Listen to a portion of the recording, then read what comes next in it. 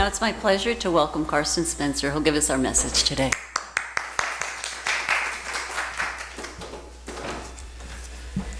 Thank you all, and Merry Christmas, Happy New Year, blessings to you all, and thank you for choosing to share this Sunday with us, this Sunday before we celebrate the coming of a new way of being on earth, a new life, a new energy, a new breath. So the daily word that I chose today was from October 23rd, 2005, day after my sister's birthday, and it says, "With each breath I take, God energizes and sustains me with life." So let's breathe that energy in, that invisible substance that's all around us all the time, that we each share, that for me is the most positive, beyond affirmation, the most positive experience of oneness that we have with our human family. I'm sure that all of you can feel separate, alone at times, like you're not connected to the rest of humanity or life. But yet with each breath, we get proof positive that yes, we are connected. This atmosphere that's been blowing around the planet as long as it's been here was the same breath that Jesus breathed. Yes? So his energy, his presence is still with us. And my intention with my talk today is to really allow you to leave here feeling the truth of that presence. That it is not only within you, it is you. Each and every aspect of who you are is an expression of that divine energy that we call Christ consciousness here, because Christ was perhaps the first to come and truly identify it in a specific way. He did not come to say, "I am the Son of God and you are all peasants." He said, "I am the Son of God and we are all the children of God." He came to share with us who we truly are, because he in his life had a deep experience of that.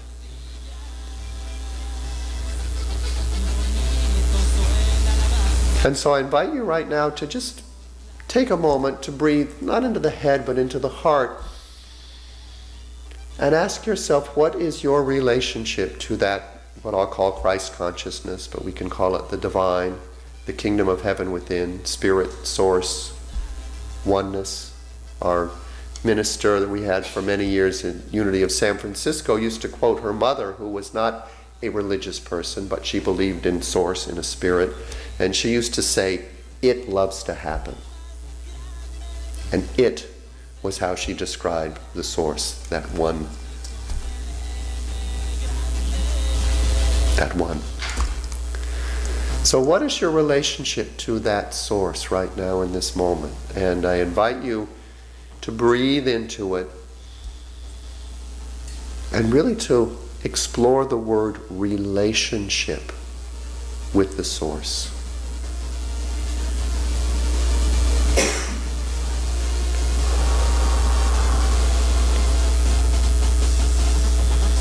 And as you're breathing into that question,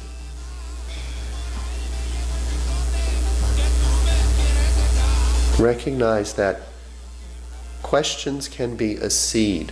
So you ask the question now, recognizing that you're planting a seed and allowing that blossoming to happen, the answer to grow from this moment out into the rest of your life.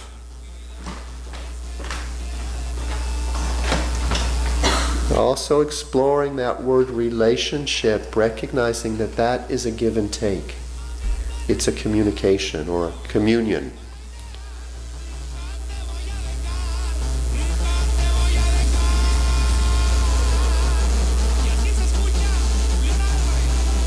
And I invite you to open to the truth that it is the most important relationship you will ever have. And that it is a relationship that has been going on since before you moved into this physical body and will continue after you move out.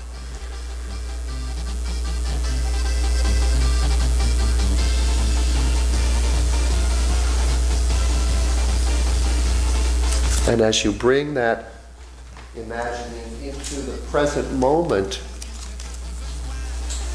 I want you to allow it to move into your body, literally into the cells of your body.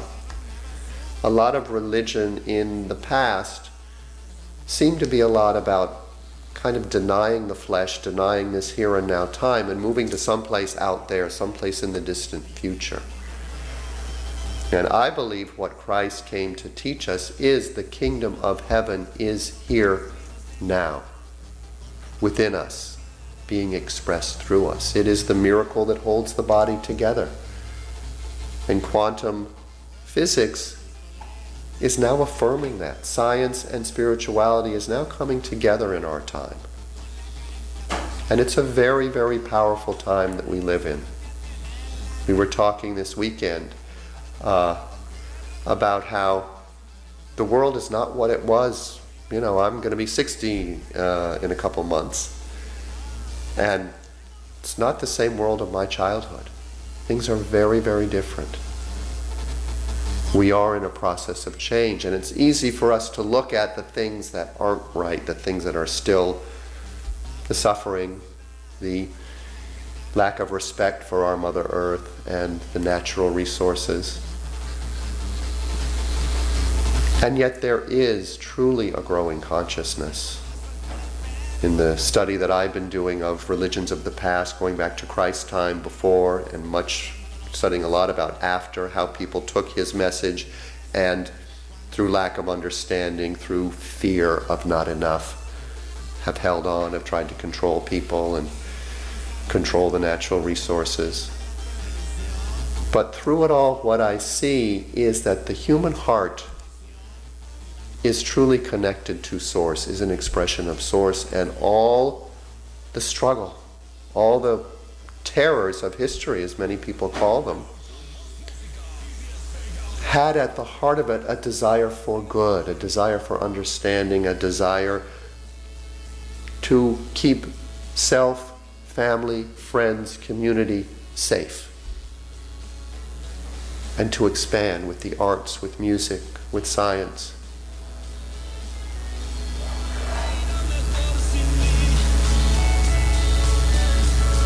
And so I believe that the real story of Jesus Christ is the story of humanity, of the goodness inherent within humanity, the desire for safety, security, peace, growth, more awareness, to know more, to understand more. And so I spent some time this past week preparing for this and looking at humanity and where we've come since Christ was born. And there's been a lot of killing, a lot of destruction, a lot of terror. And yet we're still here. And if you look around the planet, we're still thriving. And I looked at our unity tenet and how we have taken the teachings of Christ and, in my view, really honed his basic message and allowed it to blossom into the 20th century and now into the 21st century. And I always come back, and you guys know I can't get through a talk without talking about our main tenet: one presence. One power active in the universe and in my life, God the good, omnipotent. It's that innate goodness. And of course I couldn't help but look at the 20th century, the place where I was, in this body, this part of me was introduced into the world. And it's been a bloody, violent century that rivals anything in the past. And I thought to myself, why Hitler? Why the bomb that we dropped on Nagasaki, the 2 bombs, and Hiroshima? Why the slaughter in Central America that partly our regime was responsible for? And what I came up with is, it's a reminder that we have been given a powerful, powerful gift from Spirit, which is conscious awareness and the ability to choose, one of our 12 powers, the power of choice.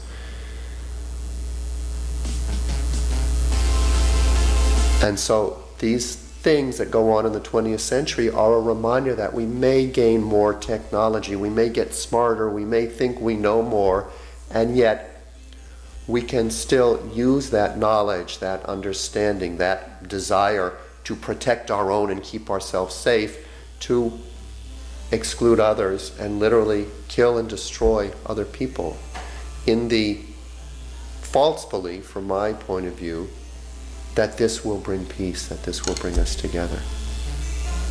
And certainly the Holocaust and World War II spawned an awful lot of healing that continues. We continue to get more conscious. We continue to grow. And we continue to play with this gift that was given to us, which is consciousness, the ability to choose.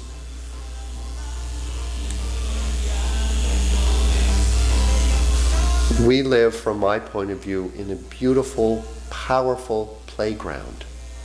It's a game, life. It's a game that includes losing, suffering. It's part of that duality. We talked about that in the past. That duality is literally our ability to create. Oneness decided it wanted to create this world that we live in. And then I believe it decided it wanted to be present within this world and create it from within, and that's why we're here. So for me, it's remembering each day that I am connected to Source, and so is everybody else. There is nothing, truthfully, that's separate from me. And so my challenge is to remember that in those stressful situations. Remember that when I want to fall back into the victim and blame somebody else and come forward with that negative, recriminating energy, to stop, to take a breath, and within that breath, remember that this breath connects us all. And that rather than doing or reacting, as we talked about with the presence process, to learn to respond. And sometimes the most powerful response, I was going to say, is to do nothing. But it's not to do nothing. It's to refuse to strengthen the outer situation and go within to the Source. And the most palpable place for me is the breath. It's invisible, but it does connect us all. And to breathe light and understanding, forgiveness into the situation. And what I've learned a lot this past year is to forgive myself first, because I had a belief that forgiveness meant making it okay what that person did, but ignoring the feeling that I had within me. If a person triggers in me a feeling of anger or jealousy or sometimes violence, I have to admit that sometimes if I really let myself feel what I'm feeling, I get that I want to strike out. To recognize, wow, there's an energy in me that wants to move through, and the path of least resistance that I've learned is perhaps violence or anger or yelling. If I choose not to go there, but don't deny the energy and breathe into it, I find compassion for myself. Hey, I'm human. I'm in this playground. I'm part of this energy that has moved forward, and I also remember that we, through our evolutionary process, move through the animals. That's part of the way it worked. At one point, the way we took care of ourselves was by going out and killing another animal. And so to take a deep breath, to recognize I'm conscious now. I can send myself love for having that feeling, and now I can choose how to react to that feeling. And for me, it's to breathe into it, to make space, to acknowledge, wow, it's a feeling. And where did it come from? And what happens is I'll begin to remember other places where I've stuffed that feeling and where I've made myself wrong for having that feeling. And then I recognize that a feeling is just a feeling. And if I allow it space, since it is an emotion, it's energy in motion, it moves through and it moves to something else. And Christ within me is that energy that blossoms when I'm in that struggling place and I refuse to react and allow myself to just be present, that comes through and gives me an aha. And almost always the aha has within it an action, something I can do. And sometimes it's just to pray for the other person. I'll recognize that, wow, I have acted that way in the past. And the reason I acted that way in the past was because I felt hurt. I felt pushed into a corner and there was no other choice for me at that point. And as I understand that that's what I've done in the past, I can honestly feel forgiveness for the other person. It's not an idea in my head, it's Christ blossoming into my heart. Forgive them, Father, for they know not what they do. This came from a man who was nailed to the cross.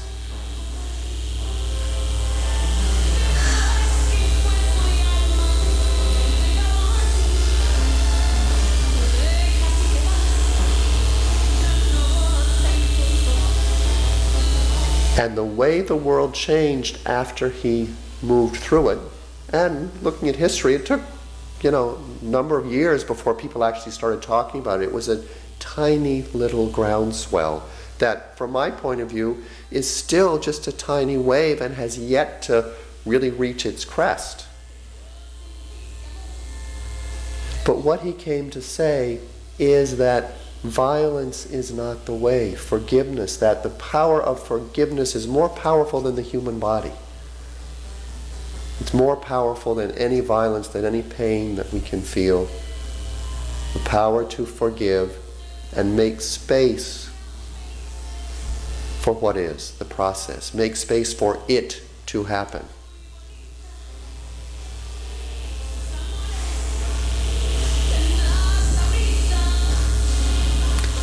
And forgiveness for me opens my heart and allows me to embrace everything. Even the Holocaust. Even the terrors of history. If I can recognize that that is an expression of an animal nature which was born within us when we moved into this place of duality, and that our consciousness that is continuing to grow, largely for us sitting here through our awareness of Christ and what his message was, that it can begin to take that creative energy and no longer use it for violence. Might is right, and really use it for compassion, for constructive ways of growing this human family, and living a life of more happiness, more peace. What we talked about karma last week in Buddha, and that Christ, in my view, has a very powerful relationship to Buddha. It's not surprising that he came first and then Christ came to the earth to really embody his teachings.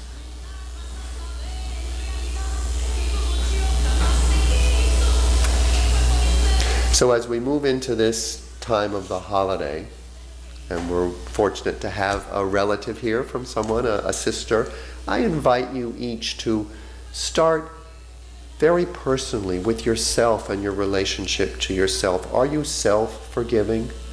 Do you make space for all of your human frailties? Or do you have a high standard that you hold yourself to when you don't allow yourself to open to happiness, joy, and forgiveness because you haven't made it to that idea you have in your head of who you're supposed to be? And then once you do that, it becomes much easier to accept family, friends, enemies, those people who push your buttons, to make that space. It doesn't mean you're not supposed to feel stuff. You know, we really practice that with the present stuff. Our feeling is our guidance system here. You know, I can still feel I meet something and I can say, well, they really rubbed me the wrong way. If I just then beat myself up saying, oh, you're such a negative person, and don't explore that, it's an energy that sits in me. If I say, wow, that person rubs me the wrong way, what's going on there? Let me look at that. Let me breathe into that. Let me lean into it, as one of my spiritual friends says. Lean into the discomfort. Lean into the stuff that kind of makes you squirm. There's power there. It's God the good omnipotent. I come back to it again and again, because when our buttons get pushed, I guarantee it's powerful and it's present. That must mean it's God the good omnipotent. So to allow ourselves to listen to it allows us to get better at feeling. The presence process once again taught us that it's not about feeling better, it's about getting better at feeling. Which, if we look at Jesus Christ's life, he was not hiding up in a mountain trying to just find nirvana. He was moving through life feeling. God speaks to us through our feeling center. So I invite you all moving forward to feel the joy of being present with family. Feel the joy when your mom or your sister or your brother or your sister-in-law pushes your buttons. Oh wow, they really pushed my buttons. Great, I'm here, I'm alive, I can feel it. And then feel how powerful it is to, instead of reacting, respond with joy, with kindness. It doesn't mean you say, I'm still not feeling, a part of me would like to punch that person, but instead, I'm going to go over and sit with them and ask them how their life is. And I've done this, and it's tough the first time, but the payback is so wonderful that it gets easier. Because when you change your behavior, your life changes. There are so many gifts waiting for us to open. We just have to be willing to listen, to choose to do it differently, and to honor that we don't just live in a world of duality. We live in a world of infinite possibilities. So I invite you to try something new this holiday season in relationship to people, to friends, to enemies, to yourself. And we're going to end today's service with have yourself a merry little Christmas, just because it's such, for me, it's such a heart-based song, because it's about family, it's about feeling close, feeling together, and togetherness.